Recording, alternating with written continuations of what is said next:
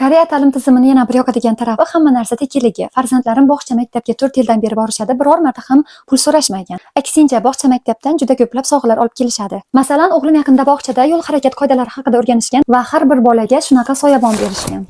Bog'cha atrofida 30 tezlikdan oshmaslik haqidagi belgi tushirilgan. Juda kreativniy.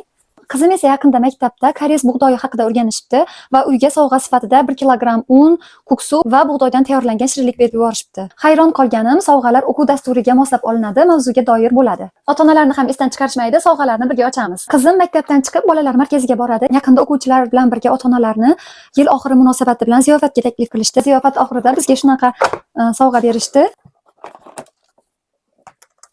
Oxirgisi yaqinda ota-onalar majlisga borib keldim bog'chada va majlis tugagach bizga ota-onalarga shunaqa sovg'a qilishdi. Hozir birga ochamiz. Wow. To'g'ri ekani. Koreyslar sovg'a berishni yaxshi ko'radigan xalq. Bozorga chiqqanda ishlatiladigan sumka ekan. Juda kerakli sovg'a ekan.